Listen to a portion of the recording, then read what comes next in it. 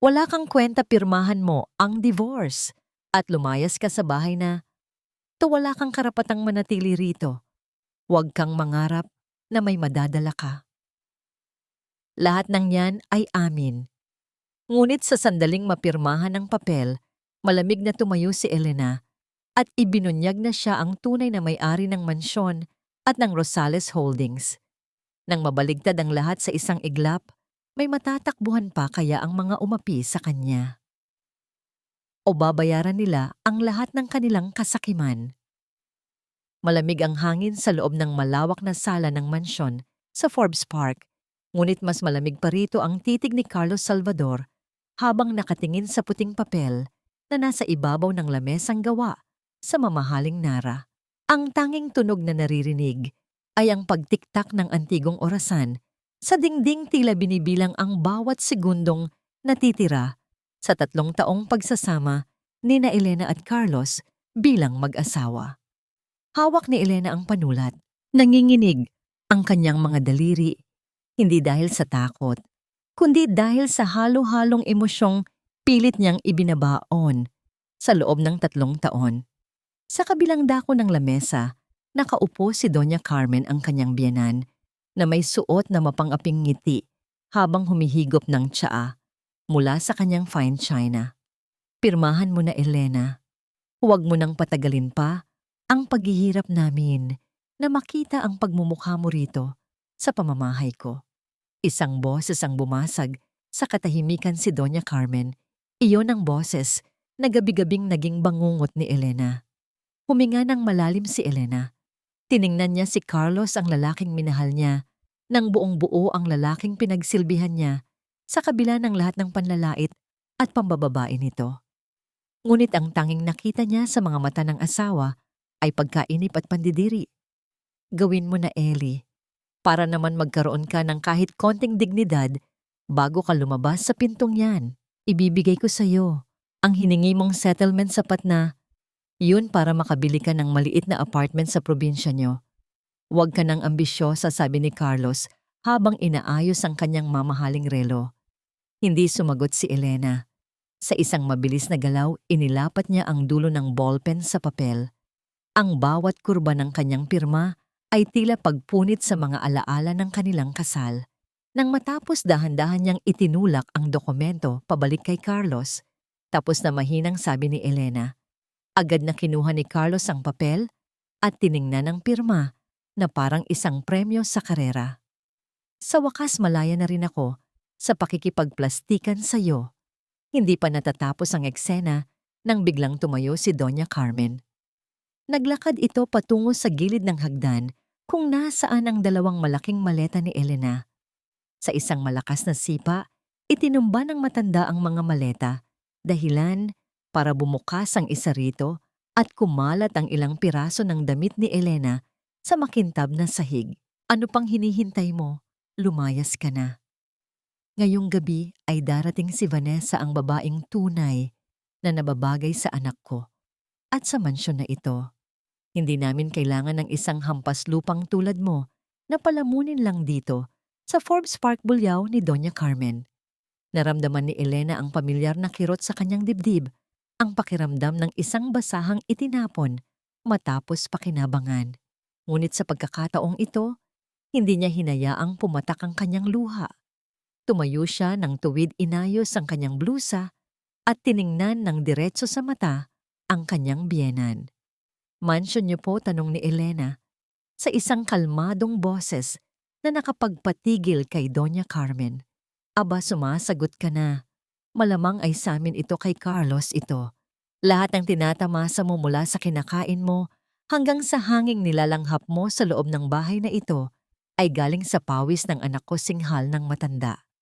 Tumingin si Elena kay Carlos. Carlos, sigurado ka ba na gusto mo akong paalisin sa bahay na ito ngayong gabi rin? Hindi lang gusto, Ellie. Kailangan.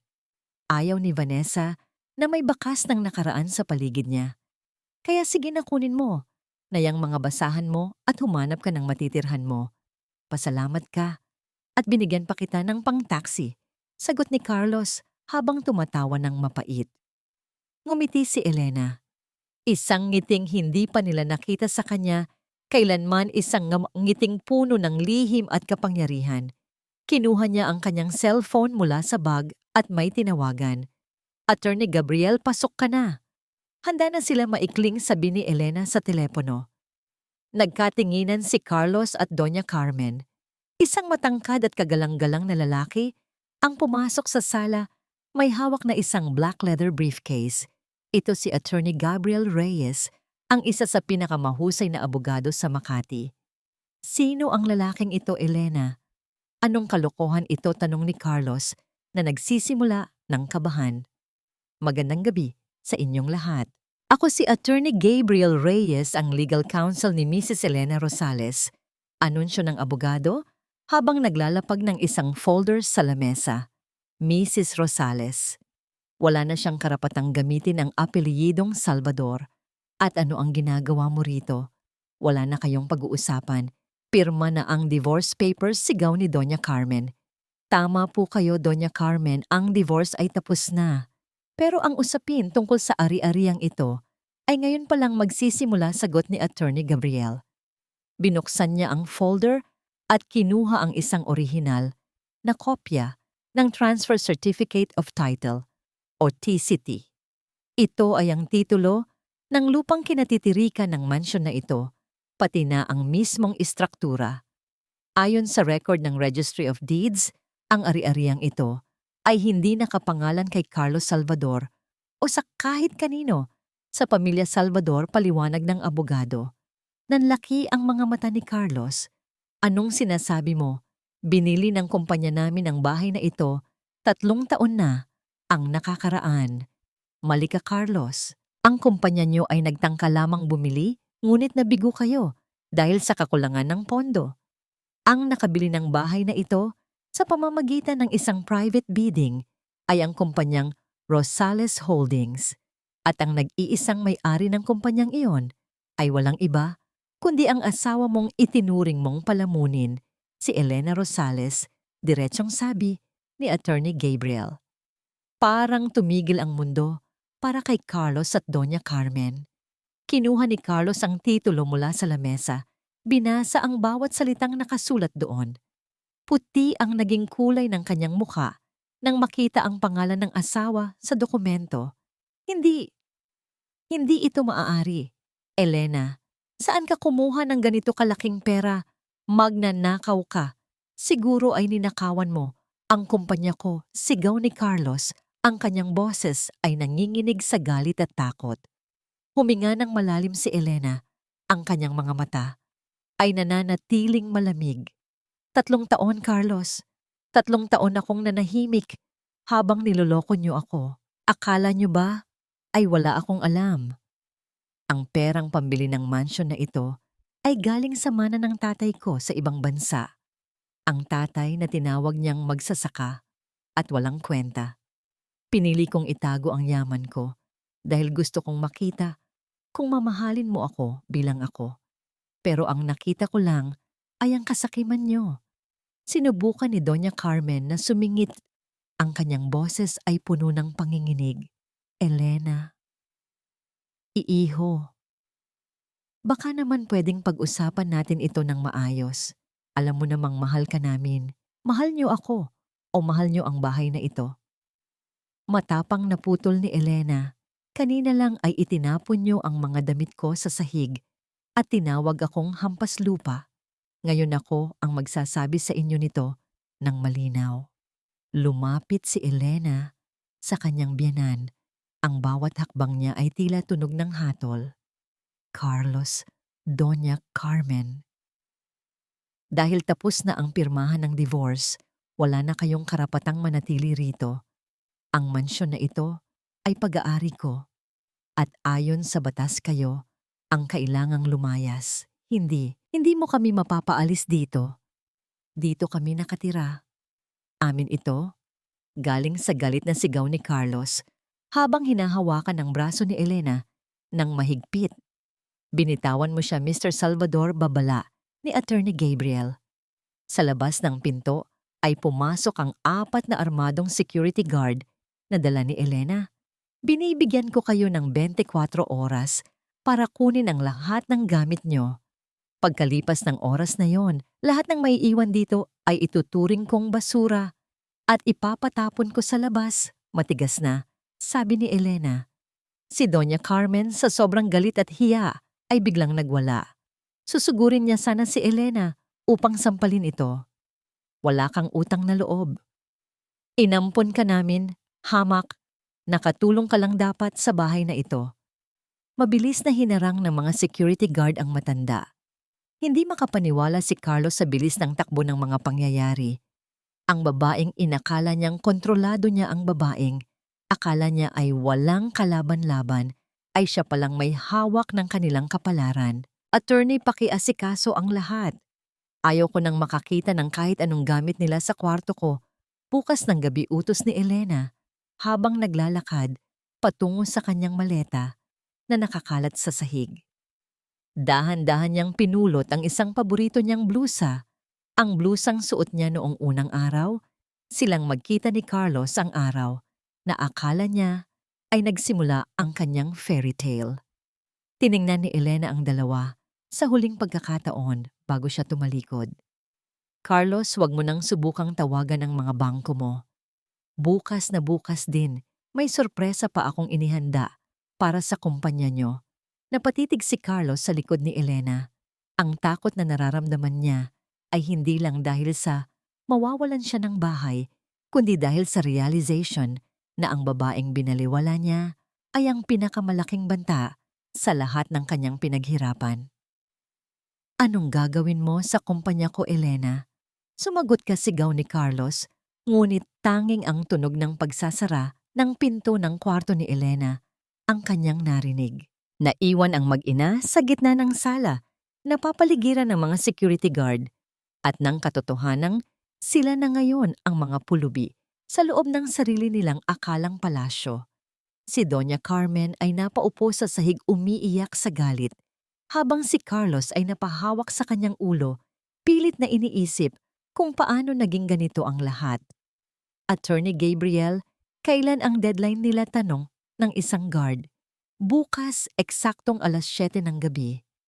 At siguraduhin niyo na walang kahit isang mamahaling gamit na pag-aari ni Mrs. Rosales ang mailalabas nila nang walang pahintulot sagot ng abogado bago lumabas ng mansyon.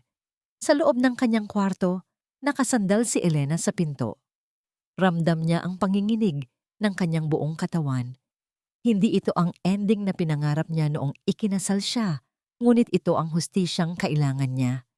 Kinuha niya ang isang litrato nila ni Carlos mula sa side table at dahan-dahang pinunit ito sa dalawa.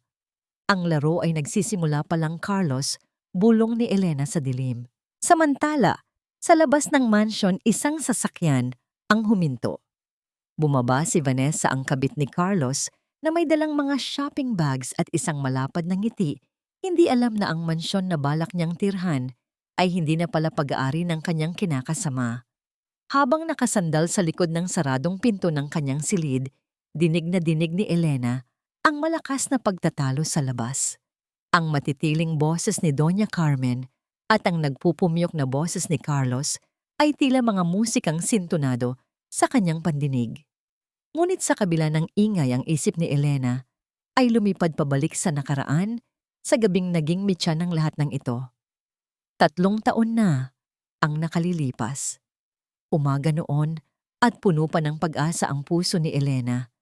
Kagagaling lang niya sa doktor at may hawak siyang magandang balita para kay Carlos. Ngunit nang makauwi siya ng mas maaga kaysa sa inaasahan, nadatnan niya ang pintuan ng library na bahagyang nakabukas. Huwag kang mainip, Carlos. Kaunting tiis na lang. Kapag nakuha na natin ang lahat ng kailangan natin sa pamilya ng babaeng iyan, itatapon natin siya na parang basura, boses iyon ni Doña Carmen. Napatigil si Elena sa labas ng pinto. Ang kanyang puso ay tumibok ng mabilis. Maalam ko, pero nakakasawa na ring magkunwari na mahal ko siya. Nakakasuka ang pagiging masyadong mabait niya. Kung hindi lang dahil sa pangalan ng tatay niya at sa posibleng koneksyon na makukuha natin, matagal ko na siyang hiniwalayan para kay Vanessa, sagot ni Carlos na may kasamang tawa. Ang bawat salita ay parang kutsilyong sumasaksak sa puso ni Elena. Ang balitang balak sana niyang ibahagi ay tila natunaw. Doon niya nalaman na ang lahat ng paglalambing, ang lahat ng pangako at ang mismong kasal nila ay isa lamang malaking sarswela para sa kapakananan ng kumpanya ng mga Salvador. Hindi umiyak si Elena ng araw na yon. Sa halip na sumugod at mag-eskandalo, dahan-dahan siyang umatras. Doon siya nagdesisyon kung gagamitin nila siya, gagamitin din niya ang pagkakataong ito para paghandaan ang kanyang sariling kalayaan. Mula noon, naging ibang tao si Elena sa loob ng bahay. Siya ang naging perpektong asawa na masunurin at tahimik habang sa gabi, kapag tulog na ang lahat ay abala siya sa pag-aaral ng mga legal na dokumento at pakikipag-ugnayan sa mga tauhan ng kanyang yumaong ama sa ibang bansa. Doon niya nalaman ang tungkol sa malaking inheritance na iniwan sa kanya, isang katotohanang itinago niya kahit kay Carlos. Bumalik ang diwa ni Elena sa kasalukuyan nang makarinig siya ng malakas na katok sa kanyang pinto. Elena, buksan mo ito. Nandito na ang mga pulis. Tingnan natin kung saan kakarating ang pagpepeke mo ng dokumento, sigaw ni Carlos mula sa labas. Inayos ni Elena ang kanyang sarili. Kinuha niya ang kanyang folder at binuksan ang pinto. Paglabas niya, bumungad sa kanya ang mukha ni Carlos na puno ng pagmamalaki, katabi ang isang opisyal ng pulisya at si Doña Carmen na tila nanalo sa loto ang hitsura. Sa likuran nila ay nakatayo si Vanessa na nakatingin kay Elena nang may panghahamak. Officer, yan ang babaeng sinasabi ko. Pinapalayas niya kami sa sarili naming bahay gamit ang mga pekeng titulo. Pakihulog na po sa kulungan ang manlolokong yan, utos ni Carlos habang itinuturo si Elena. Ang opisyal, si Police Captain Morales, ay tumingin kay Elena at pagkatapos ay kay Attorney Gabriel na nasa tabi na rin nito. Maari ko bang makita ang mga dokumentong sinasabi niyo, tanong ng kapitan sa isang seryosong tono. Inabot ni Attorney Gabriel ang mga papeles. Captain, ito ang orihinal na TCT at ang deed of sale na nagpapatunay na ang Rosales Holdings ang nagmamay-ari ng ari-ariang ito. Lahat po ay dumaan sa tamang proseso at rehistrado sa Land Registration Authority. Habang sinusuri ng kapitan ang mga papeles, hindi mapakali si Doña Carmen. Siguradong peke yan, officer. Huwag kayong maniwala sa mga bayarang abogado na yan. Ang pamilya namin ang nakatira rito ng 3 taon. Sandali lang po, Doña Carmen, sabi ni Captain Morales. Kinuha niya ang kanyang radyo at may tinawagan para i-verify ang serial number ng titulo. Ang katahimikan sa sala ay tila isang bumubulwak na bulkan na anumang oras ay sasabog. Makalipas ang ilang minuto, ibinaba ng kapitan ang kanyang radyo. Tiningnan niya si Carlos ng matagal. Mr. Salvador, ang titulong ito ay lehitimo. Ang kumpanyang Rosales Holdings ang nakatala bilang legal na may-ari mula pa noong nakaraang taon. Ayon sa batas, si Mrs. Elena Rosales ang may karapatang magdesisyon kung sino ang mananatili sa loob ng mansyon na ito. Nanigas si Carlos. Ano? Hindi maari. May mali. Baka binayaran niya kayo. Ingatan niyo ang pananalita niyo. Mr. Salvador, babala ng kapitan. Napahiya si Carlos at tila gustong lalamunin ng lupa. Lumingon siya kay Elena na ngayon ay nakatayo nang may kalmado ngunit matigas na aura. Carlos, sinabihan na kita. Huwag mo nang gawing mas mahirap ang sitwasyon niyo. Ang bawat sandali na nananatili kayo rito nang wala ang pahintulot ko ay ituturing kong trespassing, sabi ni Elena. Ngunit hindi pa doon natatapos ang lahat. May kinuha pang isang sobre si Captain Morales mula sa kanyang bulsa. At bago ko malimutan, Mr. Carlos Salvador, nandito rin ako para sa isa pang pakay. Kumunot ang noo ni Carlos. Ano pa? Nakatanggap kami ng formal na reklamo at subpina laban sa'yo. May kinalaman ito sa mga irregularidad sa inyong kumpanya at sa hindi pagbabayad ng mga obligasyon sa inyong mga empleyado at suppliers. Pati na rin ang reklamong harassment na isinampalaban sa iyo, kamakailan, paliwanag ng kapitan. Nagkatinginan si Carlos at Vanessa. Ang mukha ni Vanessa na kanina ay puno ng katarayan ay biglang napalitan ng kaba. Ano reklamo? Sino ang magsasampa niyan? Wala akong alam sa sinasabi niyo, sigaw ni Carlos. Attorney Gabriel stepped forward with a thin smile. Ang mga nagrereklamong suppliers at empleyado Carlos ay nasa ilalim na rin ng proteksyon ng aming legal firm at ang lihim na accounts na ginamit niyo para itago ang pondo ng kumpanya, hawak na rin namin ang ebidensya niyan. Hindi makapagsalita si Carlos, parang bumagsak ang kisame sa kanyang ulo. Si Doña Carmen naman ay tila hihimatayin at napakapit sa braso ni Vanessa, ngunit mabilis na bumitaw si Vanessa na parang nandidiri.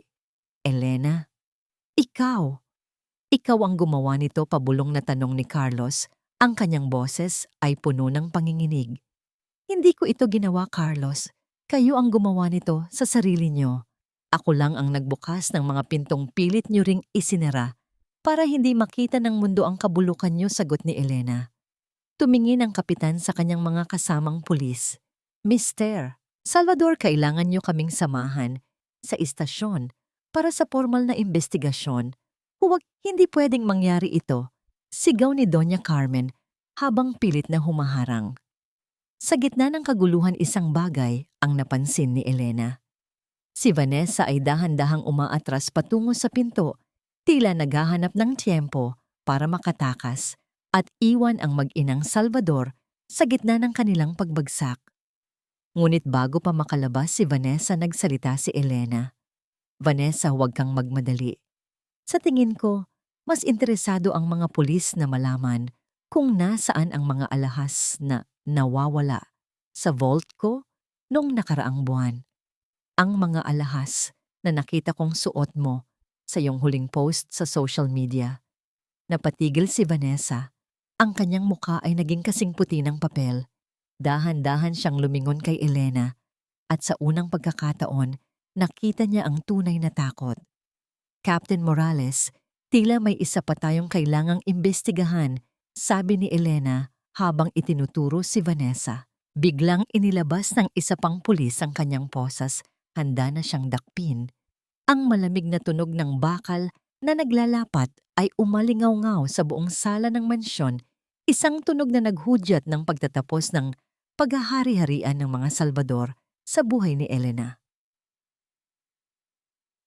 Hindi ko alam kung paano nangyari ito.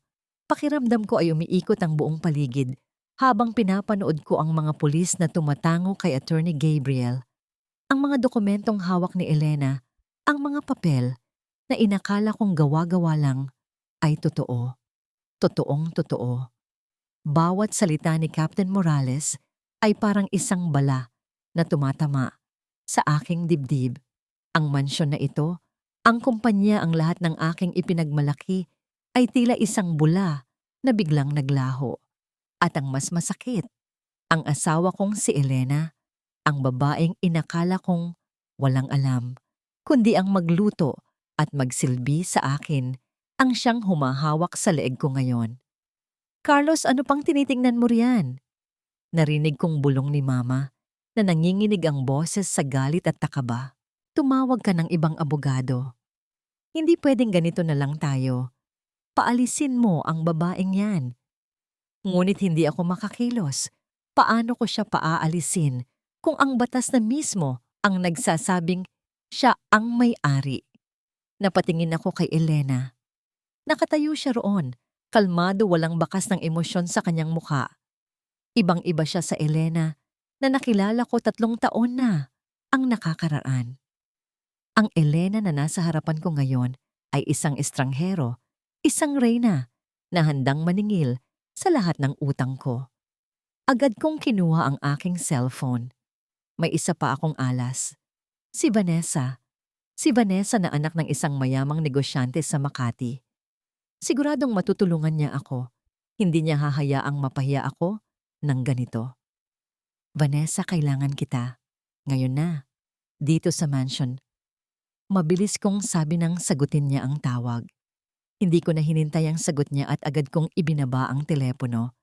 Makalipas ang 30 minuto, Narinig namin ang tunog ng isang mamahaling sasakyan na pumarada sa labas. Pumasok si Vanessa na tila isang modelo sa runway. Suot niya ang isang mamahaling designer dress, may hawak na Hermes bag at ang kanyang mga mata ay puno ng katarayan habang tinitingnan ang paligid. "What is going on here, Carlos?" Tanong niya habang lumalapit sa akin. Tiningnan niya si Elena mula ulo hanggang paa nang may matinding pandidiri. "And why is this woman still here? I thought today was the day she'd finally get out of our lives." "Vanessa, iho, salamat at dumating ka," sabi ni Mama habang yumayakap sa braso ni Vanessa. Gusto kaming palayasin ng babaeng ito. Sinasabi niyang sa kanya raw ang bahay na ito. Tumawa ng malakas si Vanessa, isang tawang puno ng pangiinsulto. Sa kanya, "This house in Forbes Park. Are you kidding me, Elena? Look at yourself. You're just a provincial girl who got lucky with Carlos. Don't be too ambitious."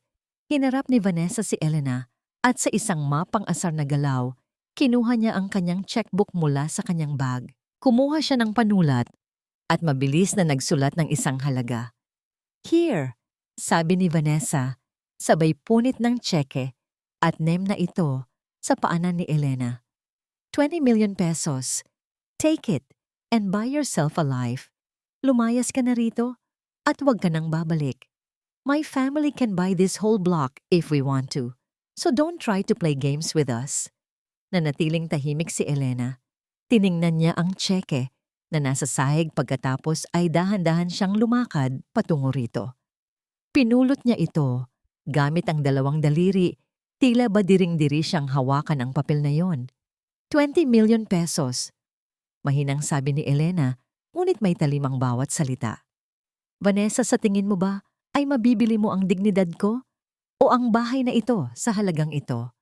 "Bakit kulang pa ba?" singhal ni Vanessa. "Huwag kang masyadong matakaw, Elena. That's more money than you'll ever earn in your entire lifetime." Biglang tumawa si Elena. Hindi ito ang tawang puno ng galit kundi isang tawang puno ng panghahamak. Ipinunit-punit niya ang tseke sa harapan ni Vanessa at isinaboy ang mga piraso nito sa hangin. "Vanessa, Vanessa, ang galing mong magkunwari," sabi ni Elena habang lumalapit kay Vanessa. "Ang akala mo ba ay hindi ko alam ang totoo? Ang akala mo ba ay madadaan mo ako sa pekeng yaman na ipinangangalandakan mo? Anong pekeng yaman? How dare you?" Sigaw ni Vanessa, ngunit napansin ko ang bahagyang panginginig ng kanyang mga kamay. Tumingin si Elena kay Attorney Gabriel na agad namang naglabas ng isa pang folder. "Vanessa Perez, anak ni na Roberto at Cynthia Perez, ang pamilyang balita sa buong bansa na isa sa pinakamayaman sa industriya ng construction." Basa ni Elena sa dokumento. Ngumiti si Elena ng mapait. "Ngunit ayon sa audit na isinagawa namin nung nakaraang buwan, ang kumpanya ng tatay mo ay 3 taon na palang bankrupt. Lahat ng ari-arian nyo ay nakasangla na sa bangko. At ang kotseng dala mo ngayon, rental lang yan na hindi mo pa nababayaran ng 2 buwan." "Ano?" Napasigaw ako. Tiningnan ko si Vanessa. "Vanessa, totoo ba ito?" "Hindi nagsisinungaling siya. Carlos, huwag kang maniwala sa kanya." Sigaw ni Vanessa, ngunit ang kanyang boses ay puno na ng takot. At ang pinakainteresante sa lahat, patuloy ni Elena, na tila hindi naririnig ang pagtanggi ni Vanessa. "Ang pamilya mo, Vanessa, ay may utang na 50 milyong piso sa isang kumpanya. Isang kumpanyang 3 taon yun ang tinataguan." Kinuha ni Elena ang isang dokumento at ipinakita ito sa amin. "Ang utang na yon ay binili na ng kumpanya ko. So technically, Vanessa, hindi lang ang bahay na ito ang pag-aari ko. Pati ang utang ng pamilya mo, ako na rin ang may-ari." Lumapit si Elena sa tenga ni Vanessa at bumulong, ngunit sapat na para kamarinig naming lahat. "So tell me, Vanessa, paano mo ako babayaran ng 50 milyong piso kung kahit ang pambili ng kape mo ay kinukuha mo pa sa pitaka ni Carlos na wala na ring laman?" Ang katahimikan sa loob ng sala ay tila isang mabigat na kumot na bumalot sa aming lahat. Titig na titig ako sa mukha ni Vanessa, ang mukhang inakala kong simbolo ng karangyaan at bagong simula para kay Carlos. Ngunit ngayon, ang nakikita ko na lamang ay ang bitak-bitak na pundasyon ng kanyang mga kasinungalingan. Ang kanyang Hermes bag ay tila naging isang mabigat na pasanin at ang kanyang designer dress ay mukhang basahan sa harap ng katotohanang inilatag ko. Hindi iyan totoo. Nautal na sabi ni Vanessa. Ang kanyang boses na dati ay puno ng katarayan ay naging manipis at nanginginig. Carlos, huwag kang makinig sa kanya. Inggit lang siya. She's just trying to tear us apart. Ngunit si Carlos ay hindi makakilos. Ang kanyang mga mata ay palipat-lipat sa akin at kay Vanessa. At si Doña Carmen ang aking biyenan na dati ay halos dilaan ang mga paa ni Vanessa dahil sa akalang mayaman ito ay biglang umatras. Ang kanyang mukha ay namula sa galit, hindi para sa akin, kundi para sa babaeng inakala niyang magliligtas sa kanila sa kahirapan. Manggagantyo biglang sigaw ni Doña Carmen. Dinuro niya si Vanessa nang may nanginginig na daliri. Akala ko ba ay itatayo mo ang bagong branch ng kumpanya namin sa Singapore? Akala ko ba ay ikaw ang magbabayad ng utang ni Carlos sa kasino? Anak ka ng niloko mo kami. Tita, sandali lang po subok ni Vanessa, ngunit isang malakas na sampal ang dumapo sa kanyang pisngi mula kay Doña Carmen. Huwag mo akong matawag-tawag na tita. Wala kang kwenta. Mas mahirap ka pa pala sa dagabulyaw ng matanda. Pinanood ko silang mag-away. Ito ang mga taong 3 taon kong pinagsilbihan. Ito ang mga taong gabi-gabing nagpaparamdam sa akin na wala akong halaga dahil wala akong pera.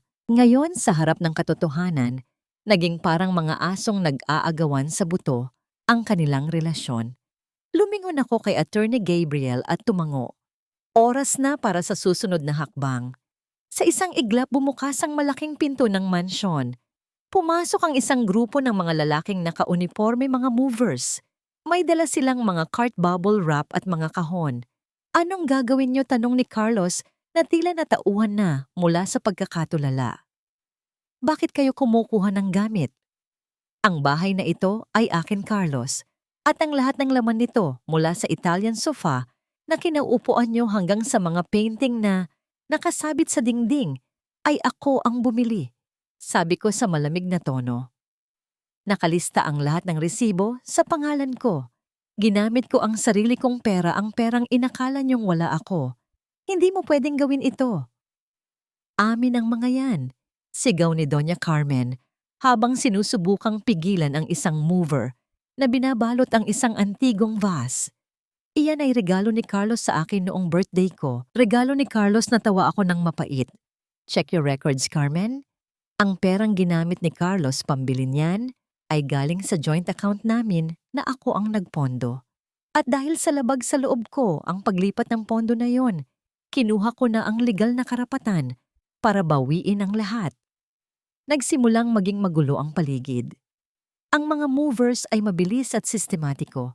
Tinanggal nila ang mga kurtinang gawa sa mamahaling seda. Binuhat nila ang malaking piano na hindi naman tinutugtog ni Carlos kundi pang display lang. Bawat gamit na nawawala sa sala ay tila nagpapakita ng tunay na hitsura ng pamilya Salvador, isang pamilyang hungkag at walang natitira kundi ang yabang.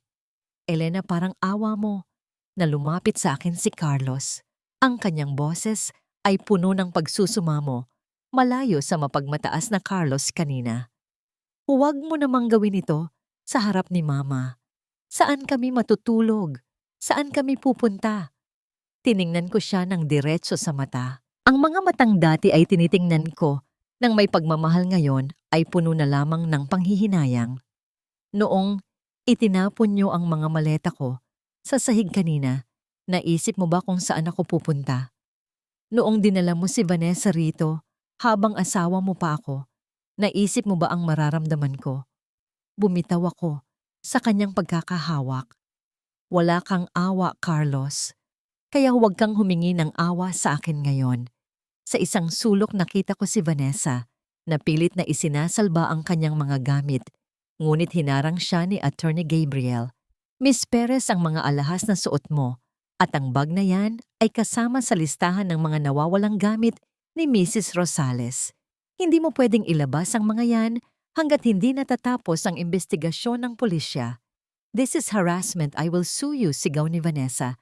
Ngunit ang kanyang mga luha ay naging itim dahil sa kumalat na maskara. Mukha siyang isang desperadang payaso. Makalipas ang 2 oras, ang mansyon na dati ay puno ng mararangyang gamit ay naging malawak at bakante. Ang tanging natira ay ang mga Salvador at ang kanilang mga personal na damit na nakalagay sa mga plastic bag. Nawala ang ningning ng Forbes Park. Ang natira na lamang ay ang hubad na katotohanan ng kanilang pagkatao. Hinarap ako ni Carlos, ang kanyang mukha ay naging madilim at puno ng puot. Akala mo ba ay talo mo na ako, Elena? Akala mo ba ay katapusan ko na ito? Dahil lang nakuha mo ang bahay.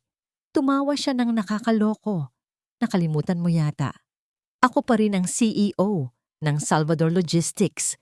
Ang kumpanya namin ay kumikita ng milyon-milyon bawat buwan. Sige, kunin mo ang bahay. Kunin mo ang mga furniture. Bibili ako ng bago. At sisiguraduhin kong babalikan kita at dudurugin kita gamit ang kapangyarihan ng kumpanya ko. Lumapit si Doña Carmen sa tabi ng kanyang anak. Muling nagkaroon ng lakas ng loob. Tama ang anak ko, mayaman pa rin kami. Isang mansyon lang ito, Elena. Marami pa kaming pera sa kumpanya. Ikaw, pagkatapos nito magiging mag-isa ka lang. Walang pamilya, walang asawa. Titingnan natin kung hanggang saan ang tapang mo. Tumingin ako kay Carlos, pagkatapos ay kay Doña Carmen. Hindi ko mapigilang mapangiti, isang ngiting puno ng awa. Ang akala nila ay ito na ang huling alas ko. Ang akala nila ay hanggang dito lang ang inihanda ko para sa kanila. Ang kumpanya mo, Carlos, tanong ko sa isang banayad na boses. Ang kumpanyang Salvador Logistics na sinasabi mong sandigan mo. Tumingin ako kay Attorney Gabriel. Binuksan niya ang kanyang briefcase at kinuha ang isang makapal na asul na folder. Iniabot niya ito sa akin at dahan-dahan ko itong binuksan sa harap ni Carlos. Alam mo ba kung sino ang may hawak ng mga utang ng kumpanya mo sa 5 malalaking bangko? Carlos, alam mo ba kung sino ang bumili ng 80% ng inyong mga unpaid liabilities noong nakaraang 6 na buwan? Naniga si Carlos. Ang kanyang mapagmalaking tindig ay biglang gumuho. Anong ibig mong sabihin? Ipinakita ko sa kanya ang huling pahina ng dokumento. Isang pirma ang nandoon. Ang pirma ko sa ilalim ng pangalan ng aking holding company. Bukas ng 9:00 ng umaga, Carlos, magkakaroon ng emergency board meeting ang Salvador Logistics, sabi ko, habang isinasara ang folder. At doon malalaman mo kung sino talaga ang nagpapatakbo ng buhay mo. Nagkatinginan kami ni Attorney Gabriel. May isang mabilis na kislap ng tagumpay sa kanyang mga mata na tanging ako lang ang nakakaalam. Tara na, Attorney. Marami pa tayong gagawin para sa board meeting bukas, sabi ko habang naglalakad patungo sa pinto. Bago ako lumabas, tumigil ako at lumingon sa kanila sa huling pagkakataon. O Carlos, huwag mong kalimutang mag-empake ng maayos. Baka pati ang office chair mo bukas ay kailangan ko ring bawiin. Lumabas ako ng mansyon na ang ulo ay mataas, ang hangin sa labas ay masarap sa pakiramdam, amoy ng kalayaan. Ngunit sa likod ko narinig ko ang malakas na sigaw ng pagmumura ni Carlos at ang hysterical na iyak ni Doña Carmen. Hindi ako nakatulog kagabi. Paano ako makakatulog habang ang nanay ko ay walang tigil sa pag-iyak sa isang lumang sofa bed sa loob ng isang maliit at mabahong apartment na nirentahan namin sa Makati. Ito ang tanging lugar na nakuha ko matapos kaming palayasin sa sarili kong bahay, sa bahay na inakala kong sa akin. Pati si Vanessa ay wala. Iniwan niya kami kagabi, matapos ang eksena sa mansyon na nga kung kukuha lang daw ng pera sa kanyang mga kaibigan. Pero hanggang ngayon ay hindi na siya sumasagot sa mga tawag ko. Carlos anak, gawin mo naman ang lahat para maibalik tayo sa dati. Umiiyak na, sabi ni Mama kaninang umaga habang nagtitimpla ng 3-in-1 na kape. Isang bagay na hindi ko akalaing iinumin niya matapos masanay sa imported na tsaa sa Forbes Park. Pinilit kong ayusin ang aking lukot na necktie. Ang suit ko ay hindi pa napaplansa ng maayos dahil wala kaming katulong rito. Huwag kang mag-alala ma, hindi mananalo si Elena. Ang kumpanya ko pa rin ang pinakamakapangyarihan. Kukuha ako ng milyon-milyong piso sa pondo ng kumpanya at gagamitin ko ito para sirain siya. Babawiin natin ang lahat. Umalis ako ng apartment na may dalang matinding galit at determinasyon. Pumasok ako sa lobby ng Salvador Logistics, inaasahang babatiin ako ng mga empleyado ko nang may paggalang tulad ng dati. Ngunit kakaiba ang atmosfera. Nagbubulungan ang mga tao sa paligid. Ang mga receptionist ay nag-iwas ng tingin nang makita ako. Dire-diretso ako sa elevator paakyat sa executive floor. Pumasok ako sa opisina ng finance director na si Mr. Bautista. Bautista, ihanda mo ang lahat ng available cash ng kumpanya. Gusto kong maglabas ng 50 milyon ngayon din. Ilipat mo sa personal account ko? Utos ko nang hindi man lang kumakatok. Nag-angat ng tingin si Mr. Bautista, ngunit wala ang karaniwang takot sa mga mata nito. Tiningnan niya ako nang may halo ng awa at panginginig. Sir Carlos, hindi po maaari. Mahinang sagot nito. Kumunot ang noo ko. Anong hindi maaari? Ako ang CEO rito. Ako ang nagbabayad ng sweldo mo. Gawin mo ang inuutos ko bago kita sibakin sa pwesto. Tumayo si Mr. Bautista at inayos ang kanyang salamin. Sir, naka-freeze na po ang lahat ng bank accounts ng kumpanya mula pa kagabi. Wala po tayong access sa kahit isang sentimo.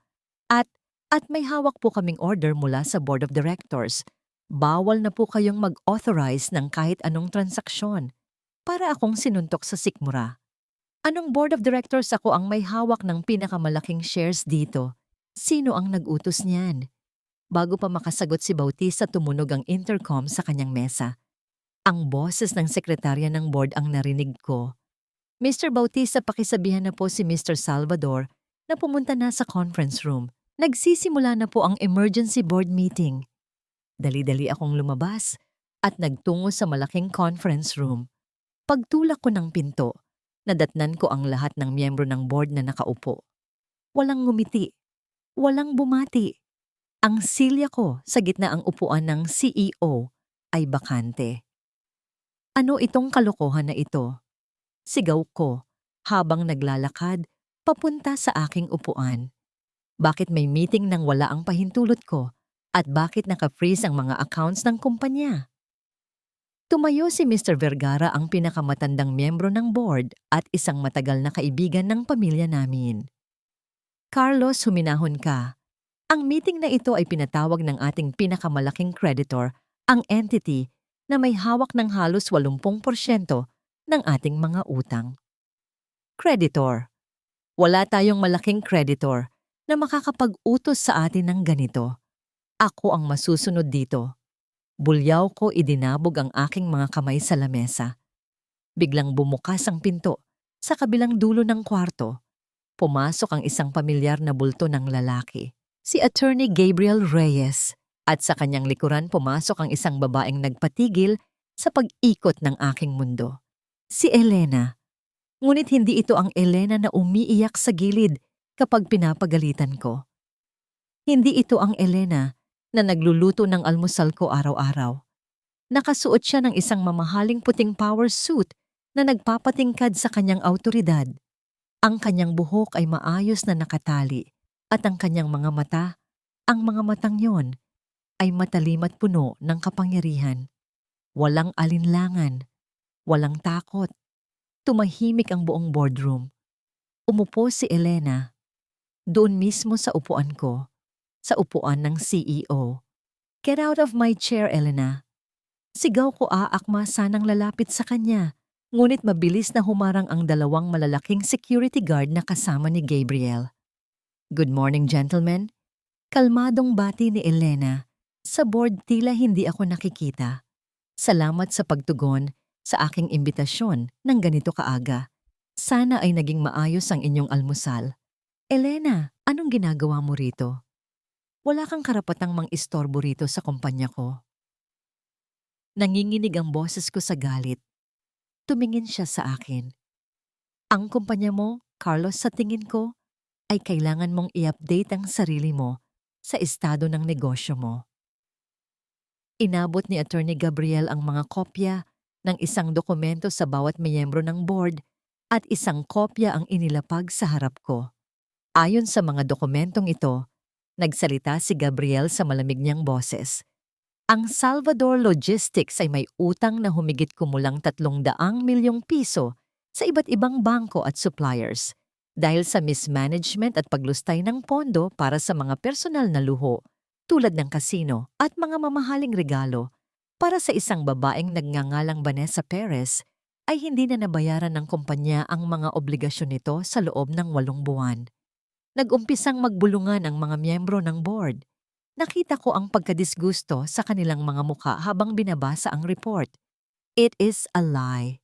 Gawa-gawa lang niya yan." Sigaw ko pilit na pinupunit ang papel. "Hindi yan kasinungalingan, Carlos." Matigas na sabi ni Mr. Vergara. "Alam nating lahat na nalulugi na tayo. Inilihi mo lang sa amin ang totoong estado dahil palagi mong sinasabi na may papasok na malaking investment mula sa pamilya ni Vanessa Perez. Isang investment na hindi dumating." Ngumiti si Elena nang mapait. "At dahil sa desperasyon nyo na ibenta nyo ang inyong mga naging utang sa isang collection agency na binili naman ng Rosales Holdings ang kumpanya ko. Kaya technically, Carlos, ako ang pinakamalaking nagmamay-ari ng tadhana ng kumpanyang ito." Tiningnan ako ni Elena. Kaya kong ipasara ang kumpanyang ito ngayon din. Kaya kong ideklara itong bankrupt at ipaliquidate ang lahat ng assets nito para mabayaran ang utang nyo sa akin. At kung mangyayari iyon, maiiwan kang walang kahit anong posisyon. Wala. Kahit piso. Parang gumuho ang sahig na kinatatayuan ko. Wala akong masabi. Ako ang makapangyarihang CEO ay pinaglalaruan na lang ng babaeng akala ko ay kontrolado ko. Pero patuloy ni Elena, ang boses niya ay naging malambot ngunit mapanganib. "May isa akong alok para iligtas ang trabaho ng daan-daang empleyadong inosente na madadamay sa kalokohan mo." Tumingin siya sa lahat ng board members. "Bilang pangunahing creditor, isasalin ko ang aking mga utang bilang porsyento ng shares ng kumpanya. I will take over the majority control of Salvador Logistics.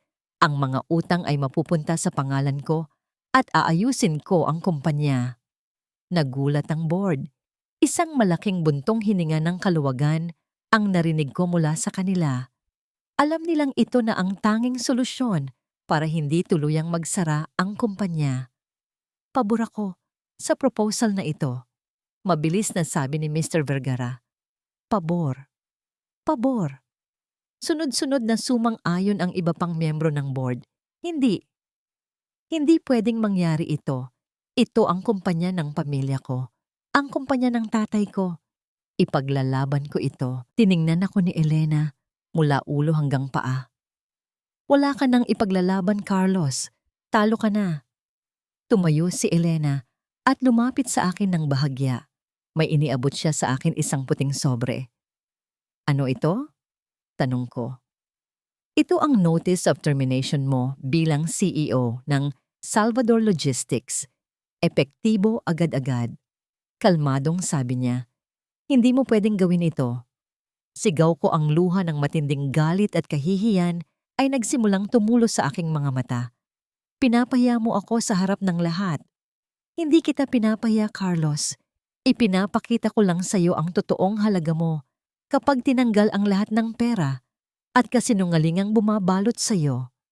Muling umupo si Elena sa silya niya ang pwesto ko. "Attorney Gabriel, palabasin na po si Mr. Salvador. Tapos na ang oras niya rito." 2 security guard ang humawak sa magkabilang braso ko. Sinubukan kong magpumiglas pero masyado silang malakas. Kinaladkad nila ako palabas ng conference room. Narinig ko ang tinig ni Elena na muling nagsalita habang isinasara ang pinto. Ngayon, gentlemen, magtrabaho na tayo para ayusin ang kalat na iniwan ng nakaraang administrasyon. Sa labas ng pinto, pakiramdam ko ay namatay ang isang bahagi ng pagkatao ko. Ako, si Carlos Salvador, ang lalaking may hawak ng lahat.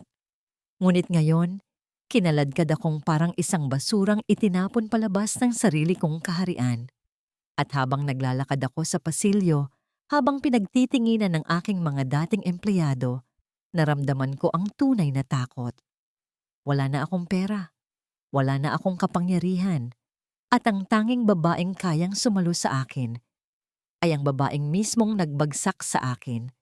Tahimik na ang loob ng conference room matapos kaladkarin si Carlos palabas ng mga security guard. Tanging ang mahinang ugong ng aircon at ang mabigat na paghinga ng mga board members ang naririnig. Nakaupo pa rin si Elena sa silya ng CEO. Ang silyang dati ay tila isang trono na hindi niya kailanman maaabot. Ramdam niya ang lamig ng leather sa kanyang balat. Ngunit mas matindi ang lamig na nananalatay sa kanyang mga ugat. Ito na iyon. Ang sandaling pinangarap niya habang nakahiga siya sa malamig na sahig ng kanilang kusina, noon umiiyak dahil sa sakit ng mga salitang ibinato sa kanya. Gentlemen, panimula ni Elena, ang kanyang boses ay hindi nanginig kahit isang sandali. Ang bawat isa sa inyo ay may mahalagang papel sa muling pagbangon ng kumpanyang ito. Ngunit asahan niyo sa ilalim ng aking pamumuno, wala nang puwang ang katiwalian at favoritism. Magtrabaho tayo ng tapat at titiyakin kong hindi kayo magsisisi.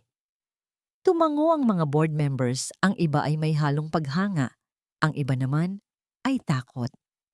Ngunit bago pa makapagsalita si Mr. Vergara, isang malakas na kalabog ang narinig mula sa labas ng pinto. Elena? Elena, nasaan ka? Hayaan niyo akong pumasok. Anak ko siya, Elena. Ang boses na yon. Isang boses na kilalang kilala ni Elena sa loob ng 3 taon. Ang boses na nagdikta ng kanyang bawat galaw. Ang boses na nagpaliit sa kanyang pagkatao. Bumukas ang pinto at pumasok si Doña Carmen. Hindi na ito ang donya na nakasuot ng plansadong terno at mamahaling perlas. Ang kanyang buhok ay bahagyang gulo-gulo, ang kanyang muka ay namumutla, at ang kanyang mga mata ay puno ng desperasyon. Sa likuran niya ay pilit siyang pinipigilan ng sekretarya, ngunit mabilis siyang nakawala at tumakbo patungo sa gitna ng silid. Napatayo ang ilang miyembro ng board sa gulat, ngunit nanatiling nakaupo si Elena. Tiningnan niya ang kanyang dating biyenan nang walang anumang emosyon. Elena, iho. Humihingal na, sabi ni Doña Carmen. Huminto siya sa tapat ng lamesa at biglang sa harap ng lahat ng mga respetadong negosyante sa loob ng kwarto ay dahan-dahan siyang lumuhod. Bumagsak ang kanyang mga tuhod sa carpet, ang kanyang mga kamay ay nanginginig. Habang pilit na inaabot ang dulo ng lamesa, tila naghahanap ng suporta. Elena, nagmamakaawa ako sa'yo. Huwag mong gawin ito sa amin. Ang anak ko, si Carlos, mawawala sa kanya ang lahat. Patawarin mo kami sa lahat ng pagkakamali namin. Alam kong naging mabagsik ako sa'yo pero pamilya tayo. 'Di ba, 3 taon tayong magkasama sa ilalim ng iisang bubong. Hagulgol ng matanda. Pinanood ni Elena ang bawat patak ng luha ni Doña Carmen. Nakita niya ang bawat hikbi, ang bawat pagyuko ng ulo nito. Kung ito ay nangyari noong unang taon ng kanyang kasal, siguradong mabilis siyang luluhod din para aluin ang matanda. Ngunit ngayon, ang tanging nararamdaman niya ay ang isang malalim na hungkag sa kanyang dibdib. Pamilya, mahinang ulit ni Elena. Tumayo siya mula sa kanyang upuan at dahan-dahang lumakad paikot sa lamesa hanggang sa makatayo siya sa harap ng nakaluhod na matanda. Naalala niyo ba, Doña Carmen, noong nakaraang Paskong tanong ni Elena, ang kanyang boses ay tila isang bulong mula sa madilim na nakaraan. Pinaglinis niyo ako ng buong mansyon ng mag-isa dahil pinauwi niyo ang lahat ng katulong. Sabi niyo iyon ang nararapat sa isang hampas lupang tulad ko na palamunin lang sa bahay niyo. Hindi niyo ako pinakain hanggat hindi kumikinang ang bawat sulok ng bahay. Napayuko si Doña Carmen, ang kanyang mga hikbi ay lalong lumakas. Naalala niyo ba noong nagkasakit ako ng matinding trangkaso? Patuloy ni Elena. Imbes na pabilhan ako ng gamot, sinigawan niyo ako dahil hindi ko nailuto ang paborito niyong ulam. Sinabi niyo na ang sakit ko ay gawa-gawa ko lang para makaiwas sa gawaing bahay. Pinilit niyo akong magluto habang nanginginig ako sa lagnat. Tumingin si Elena sa mga board members na ngayon ay nakikinig nang mabuti ang ilan sa kanila ay hindi makapaniwala sa narinig. 3 taon akong naging anino sa bahay niyo, Doña Carmen. Pinanood ko kayong tanggapin si Vanessa sa harapan ko. Pinanood ko kayong pagtawanan ang pinagmulan ko at pinakinggan ko ang bawat panlalait niyo sa tatay ko na wala ng ibang ginawa kundi ang magtrabaho ng tapat para sa akin. Yumuko si Elena at tiningnan ng diretso sa mata ang matanda. Ngayong wala na kayong pera, ngayong kinuha ko na ang kumpanyang kinabubuhay niyo, bigla niyo akong tatawaging pamilya. Ang luhang iyan, Carmen, ay hindi galing sa pagsisisi. Iyan ay galing sa takot. Takot na mamuhay sa hirap na ipinaramdam niyo sa akin. Elena, parang awa mo na.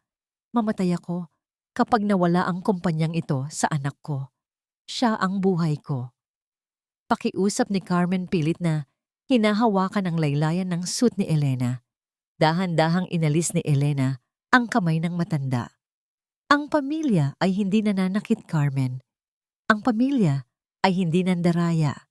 At higit sa lahat, ang pamilya ay hindi nambabastos ng dignidad ng kapwa. Tinapos niyo na ang karapatan niyo na maging pamilya ko noong gabing itinapon niyo ang mga gamit ko sa kalsada. Tumayo ng tuwid si Elena at humarap sa mga guards. Pakidala na po si Doña Carmen sa labas at pakisabi kay Carlos huwag na siyang mag-atubiling gamitin ang kanyang nanay para makuha ang awa ko. Tapos na ang panahong kontrolado niyo ako. Habang pilit na itinatayo ng mga guards si Doña Carmen, muling pumasok si Carlos sa conference room. Mukhang nakatakas siya sa mga gwardiya sa baba. Ang kanyang mukha ay pula sa galit, ang kanyang mga mata ay parang sa isang hayop na nasusukol. Bitawan niyo ang nanay ko. Sigaw ni Carlos. Nakita niya ang kanyang ina na umiiyak at ang mga board members na nakatingin sa kanila nang may panghahamak. Lumingon siya kay Elena na ngayon ay nakatayo nang may kalmado ngunit mapang-uring tingin. Ang lahat ng kahihiyang naranasan ni Carlos sa loob ng isang araw, ang pagkawala ng kanyang bahay, ang pagkawala ng kanyang kumpanya, at ang pagtataksil ni Vanessa ay biglang sumabog sa kanyang isipan. Ang lahat ng galit niya ay itinuon niya sa isang tao, sa babaeng inakala niyang pag-aari niya. Ikaw, sigaw ni Carlos habang itinuturo si Elena. Sinira mo ang buhay ko. Akala mo ba ay mananalo ka? Akala mo ba ay hahayaan kitang maghari-harian dito? Sa isang iglap na wala ang kontrol ni Carlos, sumugod siya patungo kay Elena na may matinding bilis. Ang kanyang kamao ay nakakuyom, ang kanyang mukha ay puno ng pagnanais na manakit.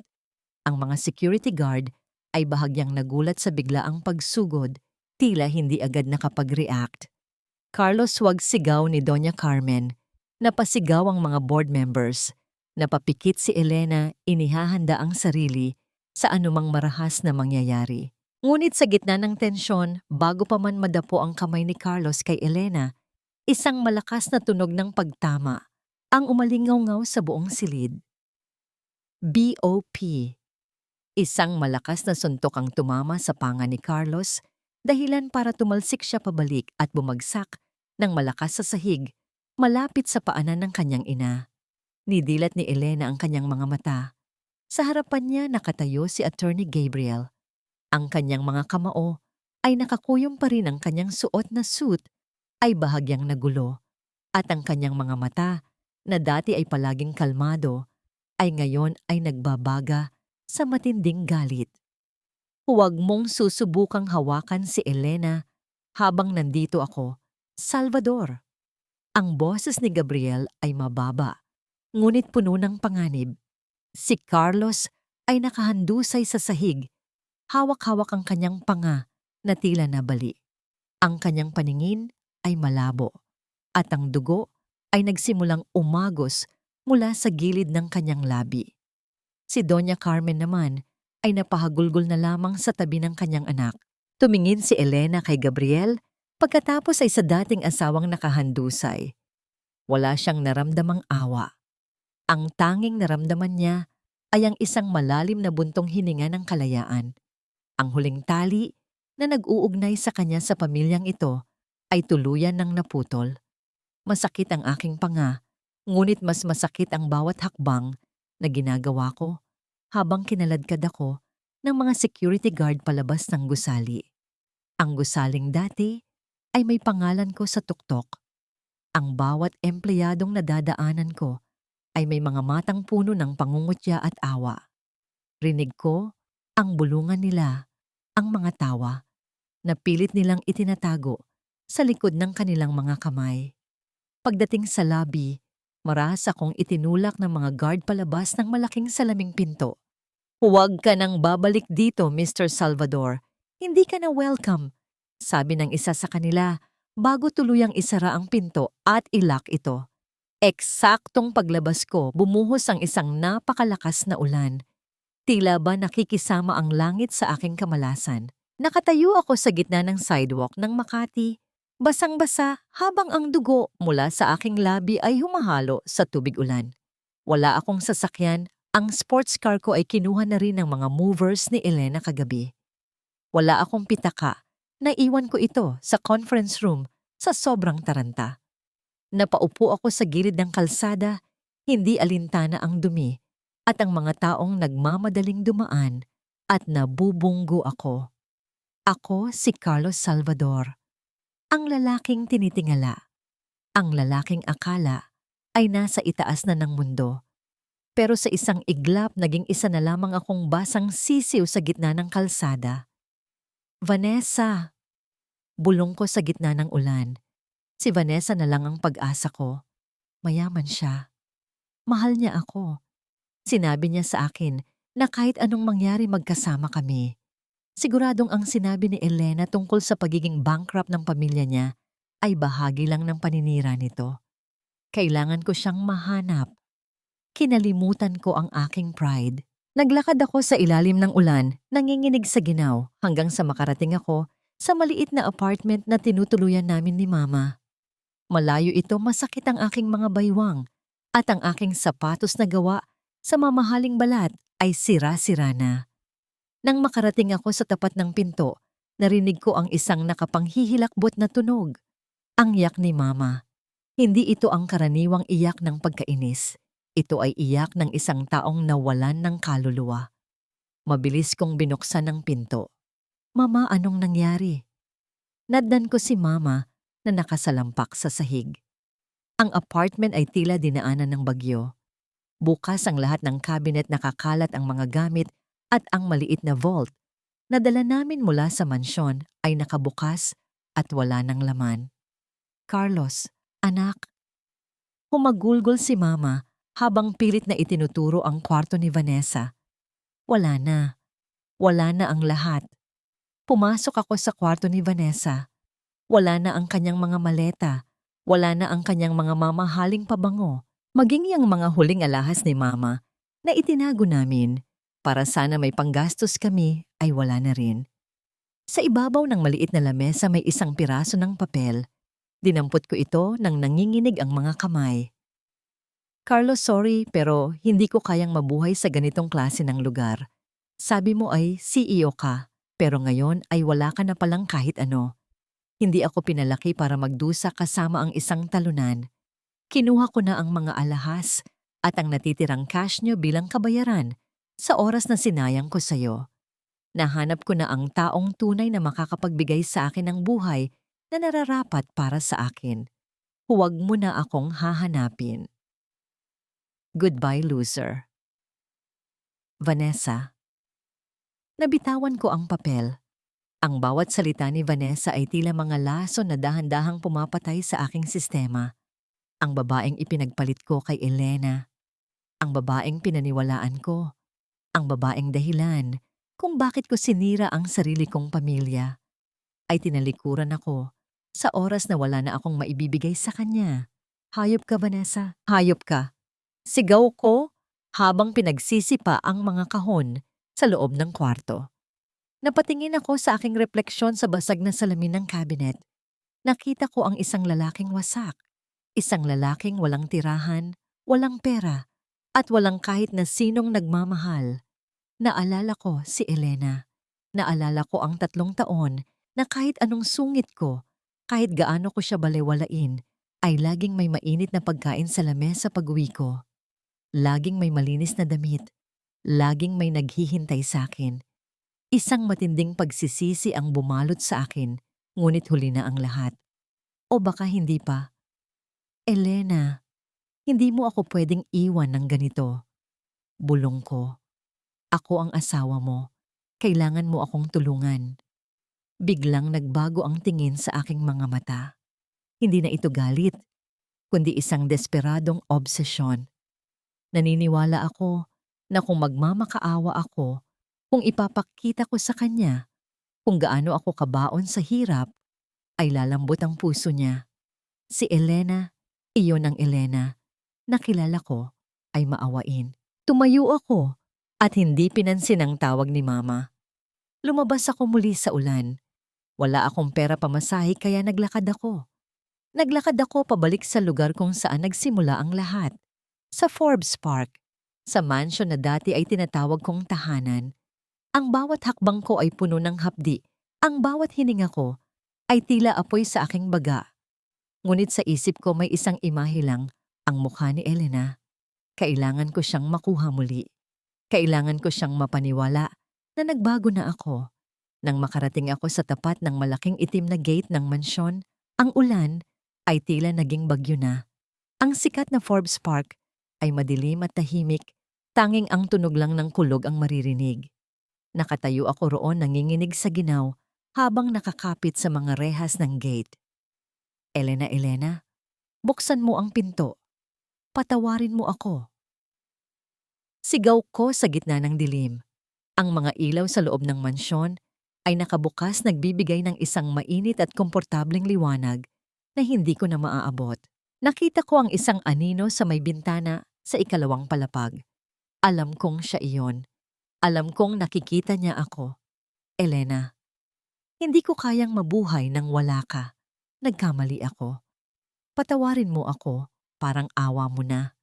Sumigaw ako nang sumigaw hanggang sa mawalan na ako ng boses. Ang aking mga tuhod ay bumigay at napaluhod ako sa putikan sa tapat ng gate. Sa gitna ng kidlat nakita ko ang pagbukas ng malaking pinto ng mansyon. Isang figura ang lumabas na may hawak na payong. Akala ko ay siya na.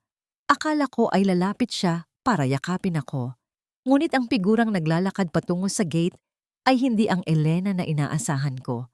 Mula sa loob ng mansyon, pinapanood ni Elena ang mga patak ng ulan na bumabangga sa malaking bintanang salamin. Ang labas ay madilim, magulo at malupit kabaligtaran ng katahimikan at init sa loob ng silid. Hawak niya ang isang tasa ng mainit na tsaa. Ang usok nito ay dahan-dahang humahalo sa hangin. Dinig na dinig niya ang boses ni Carlos mula sa ibaba. Isang boses na dati ay nagpapabilis ng tibok ng kanyang puso sa kaba, ngunit ngayon ay tila na lamang isang ingay na nakakairita. Elena, patawarin mo ako. Nagkamali ako. Bawat sigaw ni Carlos ay sinusundan ng malakas na kulog. Tumingin si Elena sa kanyang refleksyon sa salamin. Wala na ang bakas ng pagod at takot. Ang babaeng nandoon ay mukhang isang taong sa wakas ay nakahinga ng maluwag matapos ang mahabang panahon ng pagkakalunod. Gusto mo ba siyang palayasin ng mga guards, Elena? Tanong ni Attorney Gabriel na nakatayo sa may pintuan ng sala. Umiling si Elena. Hindi na kailangan, Gabriel. Ako na ang tatapos nito. Gusto kong makita niya sa huling pagkakataon ang sinayang niya. Kinuha ni Elena ang isang malaking itim na payong at dahan-dahang bumaba ng hagdan. Ang bawat hakbang niya sa marmol na sahig ay matatag. Pagbukas niya ng malaking pinto ng mansyon, sinalubong siya ng malamig na hangin at ang amoy ng basang lupa. Naglakad siya patungo sa gate. Sa kabila ng mga rehas nakita niya ang isang anino ng lalaki, basang-basa puno ng putik, ang mamahaling suit at nakaluhod sa semento. Ito ang makapangyarihang Carlos Salvador. Ngayon, mukha siyang isang naliligaw na asong naghahanap ng masisilungan. Elena, mahinang sabi ni Carlos nang makita ang asawa. Pilit siyang tumayo at kumapit sa mga rehas. Ang kanyang mga kamay ay nanginginig. Elena, salamat. Salamat at lumabas ka. Alam kong hindi mo ako kayang tiisin. Tumigil si Elena sa tapat ng gate, sapat na layo, para hindi siya mababuyan ng putik na tumatalsik mula sa kalsada. Nanatili siyang tuyo sa ilalim ng kanyang payong.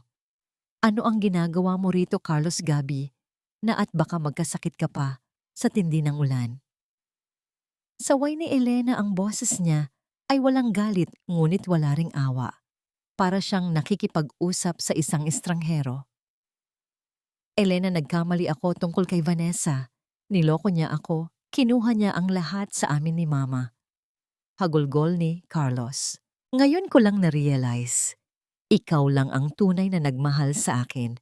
Ikaw lang ang palaging nandoon. Please, Elena, bigyan mo ako ng isa pang pagkakataon. Babawi ako sa'yo. Magpapakabait na ako. Tayo na lang uli. Please. Tumingin si Elena sa langit, hinahayaan ang tunog ng ulan na puna ng katahimikan bago siya sumagot. Nagbago ka na, Carlos, o nabago ka lang ng sitwasyon? Tanong ni Elena.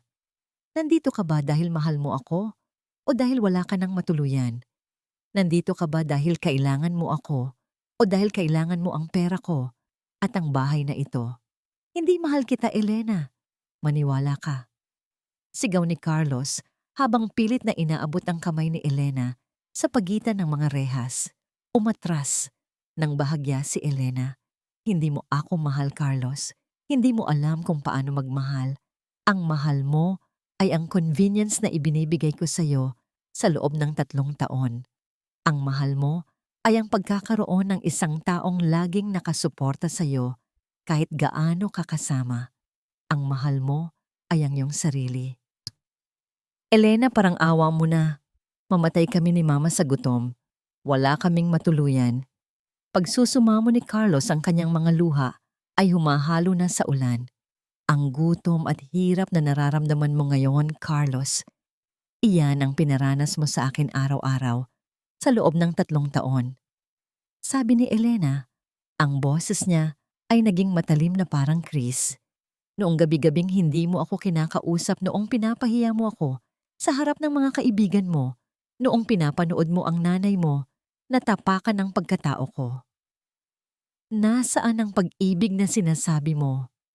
Hindi ko lang alam noon. Nabulag ako. Pabulong na sagot ni Carlos. Hindi ka nabulag, Carlos. Pinili mong huwag tumingin. Pagtatama ni Elena.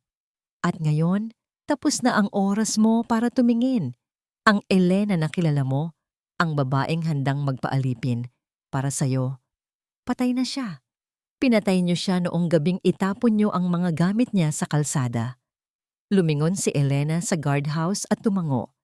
Isara niyo ang lahat ng lock at patayin ang mga ilaw sa gate. Elena.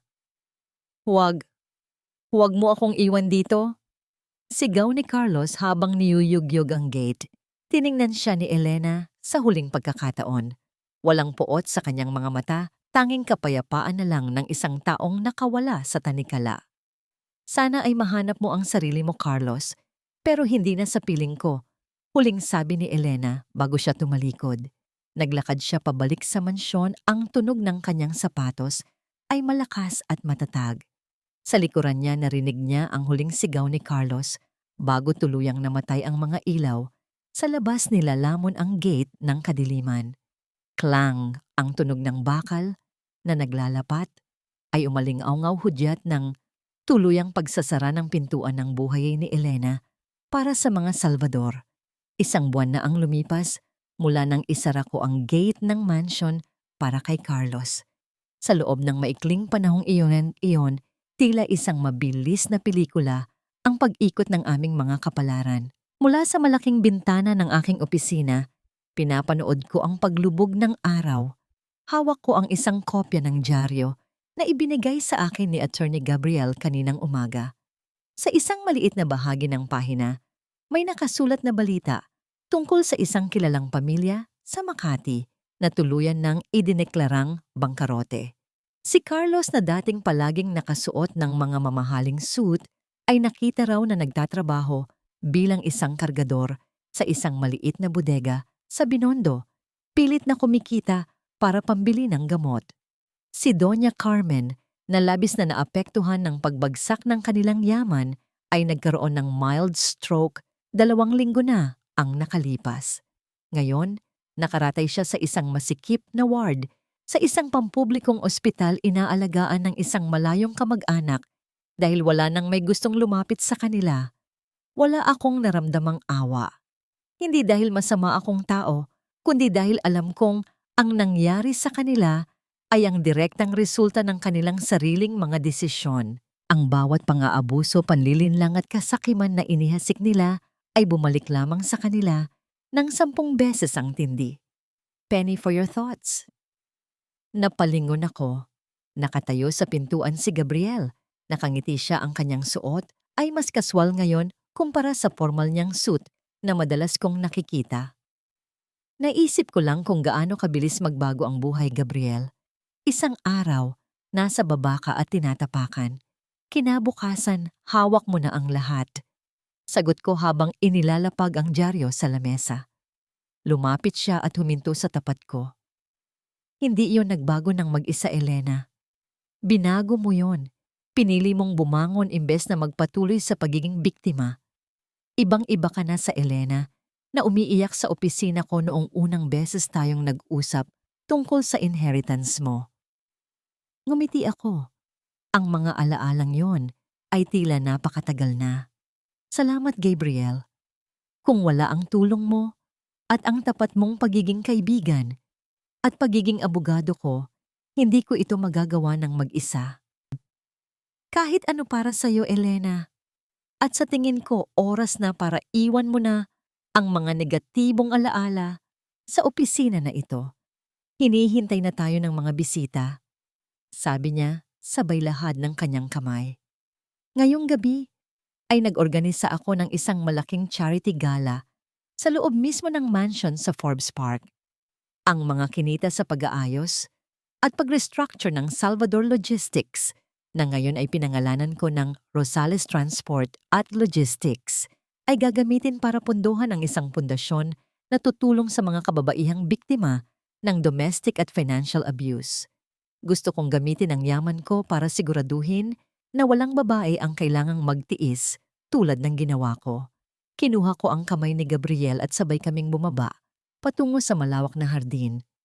Paglabas namin, bumungad sa akin ang mga ilaw, ang malamyos na musika, at ang mga taong nakangiting binabati ako. Ang mansyon, na dati ay puno ng malamig na hangin at mapang-aping mga salita, ay ngayon ay puno ng buhay, pag-asa at tunay na kagalakan. Suot ko ang isang simpleng ngunit eleganteng pulang damit. Hindi ko na kailangang magsuot ng mga mamahaling alahas para patunayan ang aking halaga. Ang tunay kong halaga ay hindi na nasusukat sa mga bagay na kaya kong bilhin, kundi sa lakas na nakita ko sa aking sarili noong akala ko ay wala na akong natitira. Habang naglalakad ako at nakikipag-usap sa mga bisita, naramdaman ko ang isang malalim na kapayapaan. Ang hangin ay sariwa, ang langit ay malinaw. Tumingala ako sa mga bituin at pumikit sandali, nagpapasalamat sa tatay ko na kahit wala na siya ay naging instrumento para makita ko ang sarili kong halaga. Tapos na ang pagiging biktima ni Elena. Ang bagong umaga ay para sa isang reynang marunong ipagtanggol ang kanyang sariling kaharian. Ang kwento ni Elena ay nagtatapos bilang isang matinding paalala na ang dangal ng isang babae ay hindi kailanman dapat tapakan. Mula sa isang babaeng inalipusta, ginawang parang katulong at itinaboy. Nang walang awa, siya ang naging tunay na may-ari ng lahat at ang nagtakda ng hustisya para sa mga nanakit sa kanya. Nang mabunyag ang katotohanan, gumuho ang kanilang kayabangan at ang mga umapi sa kanya ay naiwan na walang-wala. Ngunit ang tunay na tagumpay ni Elena ay hindi lamang ang pagbawi ng kapangyarihan, kundi ang pagpili niyang gamitin ito upang tumulong sa iba. Sa kanyang muling pagbangon, pinatunayan niyang ang kabutihan ay hindi kahinaan, ito ang tunay na lakas na hindi kayang talunin ng kasakiman. Ikaw, kung ikaw si Elena, kaya mo bang magtiis at maghintay ng tamang panahon? O lalaban ka agad? Naniniwala ka ba na ang hustisya ay dumarating sa mga taong marunong manindigan? At ikaw, kumusta ka na ba ngayon? Sana ay hindi mo nararanasan ng ganitong sakit. Kung may pinagdadaanan ka, huwag mong kimkimin. Nandito lang ako, handang makinig at tunay na nagmamalasakit sa'yo.